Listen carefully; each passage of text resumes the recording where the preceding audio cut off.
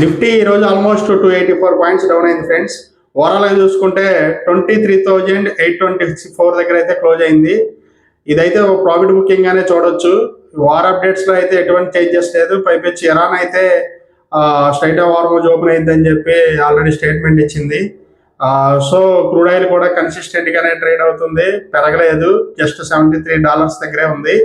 ఇకపోతే చాలా స్టాక్స్ అయితే కొంచెం కరెక్షన్ అయితే వచ్చినాయి. ఐటీ సెక్టర్ ఆల్మోస్ట్ 2% డౌన్ అయింది. సో ఇవాళ ఫార్మా సెక్టర్ అయితే బాగా పెరిగింది ఫ్రెండ్స్. ఓవరాల్ గా చూసుకుంటే మార్కెట్ అయితే మనం డిస్కస్ చేసినట్టు 23,700 అయితే రీటెస్ట్ చేసేలాగా ఉంది. కొంచెం టైం సిమెట్రీ దెబ్బతింది, బట్ కానీ ఓవరాల్ గా అయితే ఫ్లాగ్ అండ్ పోల్ ప్యాటర్న్ లో రీటెస్ట్ అయితే కనబడుతుంది. ఓవరాల్ గా అయితే బయింగ్ అనే చూడొచ్చు. ఇంకా మంచి మంచి స్టాక్స్ ఏమేమి కొనాలి ఏంటి అనేది నేను ఫర్దర్ అప్డేట్స్ అయితే మన ఛానల్లో అయితే అప్డేట్ చేస్తాను. Until unless, please like, share and subscribe the HR Stock Winners.